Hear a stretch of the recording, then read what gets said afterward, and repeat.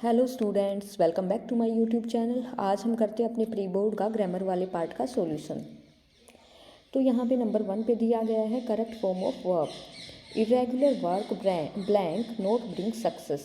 यहाँ पे क्योंकि इरेगुलर वर्क ये क्या हो गया, सिंगुलर, यहाँ पे सिंगुलर यूज है तो हम इसके साथ वर्ब भी सिंगुलर ही यूज करेंगे। तो यहाँ पे जो हमारा ये टेंस है ये प्रेजेंट इंडेफिनेट टेंस है, ठीक है। तो यहाँ पे क्या आएगा, डू या डज में से आएगा। तो यहाँ पे हमें देखना है कि ये यहाँ पे डू क्यों नहीं आया, क्योंकि अगर यहाँ पे प्लूरल होता तो यहाँ पे हम डू का यूज़ करते, बट यहाँ पे क्या है, सिंगुलर है तो हम क्या यूज़ करेंगे, डज का यूज़ करेंगे। तो क्या आ जाएगा हमारा, राइट होगा does not bring success. Next हमारा इंडिया ब्लैंक इंडिपेंडेंस इन 1947। ये कह रहे हैं कि इंडिया को इंडिपेंडेंस मिली थी कब, 1947 में। तो क्या ये हो गया पास्ट टेंस, तो यहाँ पे क्या यूज होगी, सिंपल सेंटेंस है। तो सिंपल सेंटेंस में हम क्या यूज़ करते हैं, ओनली वर्ब की सेकंड फॉर्म यूज़ करते हैं। और अगर सेंटेंस नेगेटिव या इंट्रोगेटिव होता है तो फिर हम वहाँ पे क्या यूज़ करते हैं, डिड प्लस में वर्ब की फर्स्ट फॉर्म यूज़ करते हैं। बट ये सेंटेंस क्या है, हमारा सिंपल सेंटेंस का एग्जाम्पल है, तो हम यहाँ पे क्या यूज़ करेंगे, वर्ब की सेकंड फॉर्म, जो कि क्या होगी, गेट की सेकंड फॉर्म होती है गोट, GOT। तो हमारा राइट हो जाएगा ऑप्शन नंबर C।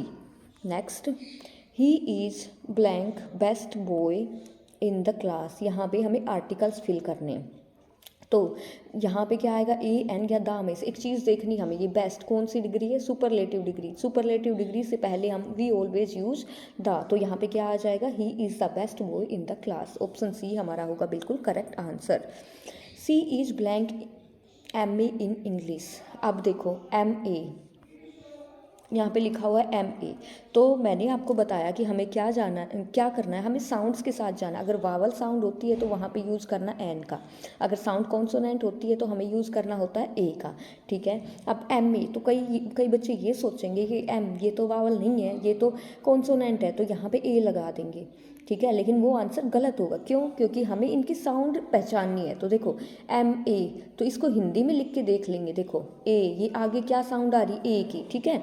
तो जब हम हिंदी में लिख के देखेंगे तो अगर हमारी ए आ ई उ ए आई ओ आउ ये वाली साउंड आती है तो वहाँ पे हम यूज़ करेंगे एन का, ठीक है। और अगर कॉन्सोनेंट साउंड आएगी, मतलब क्या घेड़ है, इनमें से जो साउंड आएगी तो वह उनसे पहले हम यूज़ करेंगे ए का। तो यहाँ पे क्या हो जाएगा, C is blank MA in English.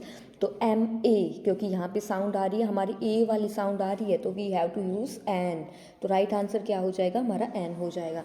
मैंने आपके इसी टाइप के प्रैक्टिस पेपर्स पहले भी सोल्व कराए हैं, उनका ग्रामर पार्ट भी, तो आप मेरे चैनल पे कंप्लीट देख सकते हो, वो भी आपके लिए काफ़ी हेल्पफुल रहेंगे। नेक्स्ट है हमारा I met Mohan on Friday. अब देखो, punctuate the following sentences. First में तो कोई भी किसी भी सेंटेंस के स्टार्टिंग का फर्स्ट लेटर तो कैपिटल होता है, तो यहाँ पे आई स्मॉल दिया है बट हमें क्या करना है, कैपिटल। दूसरी चीज़, किसी का भी नाम होता है उसका फर्स्ट लेटर क्या होता है, कैपिटल होता है, तो क्या हो जाएगा, मोहन का भी कैपिटल। फिर ये डेज ऑफ वीक, इनका भी फर्स्ट लेटर क्या होगा, इनका भी कैपिटल होगा, तो ये क्या हो जाएगा, फ्राइडे का F कैपिटल हो जाएगा, ठीक है। तो करेक्ट कौन सा होगा, जिसमें आई कैपिटल हो, मोहन का M कैपिटल हो, फ्राइडे का F कैपिटल हो, तो वो कौन सा है हमारा, ऑप्शन नंबर C। तो ऑप्शन नंबर C होगा हमारा करेक्ट आंसर। नेक्स्ट हमारा है Maharana Pratap the warrior is remembered for his courage and fortitude. अब देखो, ये नाम है महाराणा प्रताप, ठीक है। तो महाराणा प्रताप, तो महाराणा का M कैपिटल, प्रताप का P capital, is the warrior is remembered for his courage and fortitude. बाकी सेम टू सेम रहेगा। लास्ट में क्या आएगा, लास्ट में हमें लगाना है फुल स्टॉप, जो कि इसमें नहीं दिया हुआ है। तो कौन सा सेंटेंस है हमारा जो करेक्ट है, महाराणा का M कैपिटल, प्रताप का P। तो ऑप्शन B हमारा क्या है, बिल्कुल right answer. Next, Ram said I always speak the truth. अब ये सेंटेंस है, इसको चेंज करना है इनटू इनडायरेक्ट स्पीच। अब कुछ बातें जो कि आपको बड़े ही केयरफुली सुननी है, उनको ध्यान से समझना है, और आपके लिए ये 2 नंबर तो ये समझ ला कि पक्के ही है, मतलब कहने का कि एग्जाम में ज़रूर ना ज़रूर ये आएंगे ही, ठीक है। तो Ram said I always speak the truth. पहले हमें सेंटेंस देखना है किस टाइप का है। ये सेंटेंस हो गया हमारा सिंपल सेंटेंस। तो सिंपल सेंटेंस में अगर सैड है तो सैड का सैड ही रहेगा, सैड टू है तो टोल्ड हो जाएगा, ठीक है। रिपोर्टिंग वर्ब और रिपोर्टेड स्पीच को जोड़ने के लिए हम यूज करेंगे किसका, दैट का। अब देखो यहाँ पे ये जो राम सेड, इतना वाला पार्ट क्या है हमारा, रिपोर्टिंग वर्ब बोलते हैं इसको। ये जो पीछे वाला पार्ट हो गया इसको क्या बोलते हैं, रिपोर्टेड स्पीच बोलते हैं, ठीक है। सेंटेंस कैसा है हमारा, सिंपल। तो इन दोनों को जोड़ने के लिए हम किसका यूज करेंगे, हम यूज करेंगे दैट का। तो इतना हमारा हो गया, राम सैड दैट। अब देखो ये ए वाला तो बिल्कुल ही कट हो गया ऑप्शन, क्योंकि इसमें तो दैट नहीं है। अब बच गए 3 ऑप्शन, बी सी और डी, तीनों में दैट है। तो आगे हम सोल्व कर लेते हैं।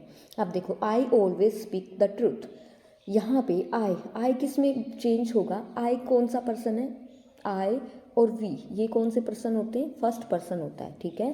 तो जो फर्स्ट पर्सन है वो चेंज होता है, यहाँ पे एक रूल है SON 1 2 3, first person change according to subject, second person according to object और थर्ड पर्सन डजंट चेंज। इसका मतलब ये है कि अगर रिपोर्टेड स्पीच में थर्ड पर्सन होगा ना तो वो चेंज नहीं होता। अगर रिपोर्टेड स्पीच में फर्स्ट पर्सन है तो वो चेंज होता है सब्जेक्ट के अकॉर्डिंग। सब्जेक्ट किसका देखना है हमें, सब्जेक्ट देखना है कि जो आगे वाला पार्ट है ना रिपोर्टिंग वर्ब का, इसका सब्जेक्ट देखना है। इसमें सब्जेक्ट क्या है हमारा, राम है। राम मतलब एक लड़का है, तो इसके लिए प्रोनाउन कौन सा यूज करते हैं हम, ही प्रोनाउन यूज करते हैं, ठीक है। तो यहाँ पे आई है और आई चेंज होगा, फर्स्ट पर्सन सब्जेक्ट के अकॉर्डिंग चेंज होगा, जो कि राम है। राम मतलब एक लड़का है, तो उसके लिए प्रोनाउन यूज होगा ही। तो क्या आ जाएगा, Ram said that he always. अच्छा अब यहाँ पे नेक्स्ट हम देखेंगे, इतना हो गया हमारा, ही ऑलवेज स्पीक। स्पीक कौन सी फॉर्म है, वर्ब की फर्स्ट फॉर्म है। तो फर्स्ट फॉर्म किस में चेंज होती है, फर्स्ट फॉर्म हमारी चेंज हो जाती है वर्ब की सेकंड फॉर्म में चेंज हो जाती है। तो स्पीक का क्या बन जाएगा, स्पोक, SPOKE। तो ये कौन से में, he always spoke the truth. तो ऑप्शन सी हमारा क्या होगा, बिल्कुल राइट आंसर। नेक्स्ट हमारा sentence, Sohan said to me we have won the match. Sentence हमारा कैसा है, सिंपल है। तो सेड टू चेंज हो गया किस में, टोल्ड में चेंज हो गया। अगर सेंटेंस इंटेरोगेटिव होता तो सेड टू चेंज हो जाता आस्क में, ठीक है। सेंटेंस इंटेरोगेटिव होता है तो रिपोर्टिंग वर्ब और रिपोर्टेड स्पीच को जोड़ने के लिए हम यूज़ करते हैं इफ़ या वेदर का यूज़ करते हैं। और अगर सेंटेंस सिंपल है तो रिपोर्टिंग वर्ब और रिपोर्टेड स्पीच को जोड़ने के लिए हम किसका यूज़ करते हैं, दैट का यूज़ करते हैं। तो यहाँ तक हमारा ये क्लियर हुआ। क्या हो गया, सोहन सेड टू किस में चेंज हो जाएगा, सोहन टोल्ड मी दैट, ठीक है। अब देखो यहाँ पे अगर हम ऑप्शन में भी जाएं तो ऊपर वाले दो तो हमारे बिल्कुल इकट्ठ हो गए, क्योंकि यहाँ पे दैट का यूज़ हो ही नहीं रखा है, ना ए में ना बी में। तो अब आंसर आएगा हमारा सी और डी में से। तो चलो सॉरी डी भी नहीं आएगा। डी क्यों नहीं आएगा, क्योंकि देखो सेड टू का सेड टू है, बल्कि ये चेंज होना था। तो हमें आगे तो सोल्व भी नहीं करना पड़ा, उससे पहले ही हमारा आंसर आ गया। लेकिन फिर भी हम सोल्व करके देख लेते हैं। Sohan told me that. अब देखो वी कौन सा पर्सन है, first person change according to subject. Subject क्या है, सोहन, मतलब कि यहाँ पे सोहन, तो यहाँ पे ही, ठीक है। ही हैव वोन, हैव प्लस में वर्ब की थर्ड फॉर्म, ये किस में चेंज हो जाएगा, हैड प्लस में वर्ब की थर्ड फॉर्म में चेंज हो जाएगा, ठीक है। तो यहाँ क्या हो जाएगा, हैड वोन द मैच। अब एक चीज़ ध्यान रखनी, यहाँ पे देखो सेंटेंस में किसी में भी यहाँ पे हमारे ही यूज नहीं हुआ है, वी की जगह पे हमें दे यूज किया है। क्यों, क्योंकि वो सेंटेंस की सेंस बनाने के लिए, क्योंकि ये तो होगा नहीं कि वो मैच जीत गया, बल्कि ये दिखाया गया है कि भाई सारे मिलके ही तो उस मैच को जीते थे ना। तो यहाँ पे इन्होंने ही के जगह पे दे प्रोनाउन का यूज़ किया। अगर यहाँ पे ही होता तो भी करेक्ट होता, यहाँ पे दे है तो भी करेक्ट है। तो हम क्या कर देंगे, ऑप्शन नंबर सी हमारा क्या होगा, राइट आंसर होगा। हमारा राइट आंसर होगा option number C. Next, fill in the blanks with suitable modals. इनमें हमें सुटेबल मोडाल्स को फिल करके और फिल करना है ब्लैंक को। Blank you leave long. अब इस टाइप के जो सेंटेंसेस होते हैं उनमें क्या यूज होता है, मे का यूज होता है। ये चीज़ तो हमने सीखी है कि साइन लास्ट में साइन ऑफ एक्सक्लामेशन है, तो मोस्टली सेंटेंसेस में हम यूज़ करते हैं मे का ही यूज़ करते हैं। कोई भी परमिशन लेने के लिए, प्रेयर करने के लिए, किसका कौन से मोडाल का हम यूज़ करते हैं, मे का यूज़ करते हैं। तो यहाँ पे जो करेक्ट हमारा ऑप्शन होगा वो होगा option number A. Next, I blank visit Delhi but I am not sure. यहाँ पे ये कह रहा है कि मुझे दिल्ली जाना तो चाहिए, बट मतलब मैं दिल्ली जा तो सकता हूँ, but I am not much sure, लेकिन मैं ज़्यादा श्योर नहीं हूँ। तो जो ये होता है कि जहाँ पे श्योरिटी नहीं होती, आधे चांसेस होते हैं, तो वहाँ पे हम किसका यूज़ करते हैं, माइट का यूज़ करते हैं, ठीक है। तो यहाँ क्या आ जाएगा, आई माइट विजिट दिल्ली, की हो सकता है कि मैं दिल्ली जाऊँ भी और ना भी जाऊँ, मैं ज़्यादा इस बारे में श्योर नहीं हूँ। तो जहाँ पे ज़्यादा श्योरिटी नहीं होती है वहाँ पे हम कौन से मोडाल का यूज़ करते हैं, माइट का यूज़ करते हैं। नेक्स्ट हमारा सेंटेंस, आई, यहाँ पे हमें नॉन फाइनाइट फील करनी है। I can blank this box, एक चीज़ तो पहले मैंने देखते ही, देखो अगर यहाँ पे कोई भी हमारा कोई भी मोडाल्स दिया हुआ है, कैन, कुड, मे, माइट, तो हमेशा we always use verb first form after modals. तो यहाँ पे हम क्या यूज़ करेंगे, आई कैन लिफ्ट आएगा। यहाँ पे हमने कुछ देखा ही नहीं और हमने डायरेक्ट आंसर लिख दिया लिफ्ट, क्योंकि इसके बाद वर्ब की फर्स्ट फॉर्म में यूज होती है। नेक्स्ट हमारा सेंटेंस है, he came to the class blank by his friends. तो यहाँ पे क्या आएगा, यहाँ पे अकम्पनी की थर्ड फॉर्म यूज हो जाएगी, जो कि क्या होगा, अकम्पनीड। ये हमारा होगा पास्ट पार्टिसिपल का एग्जाम, इसमें जो काम ख़त्म हो चुका होता है उसके लिए हम क्या यूज़ करते हैं, वर्ब की थर्ड फॉर्म यूज़ करते हैं। तो राइट आंसर हमारा होगा ऑप्शन नंबर सी।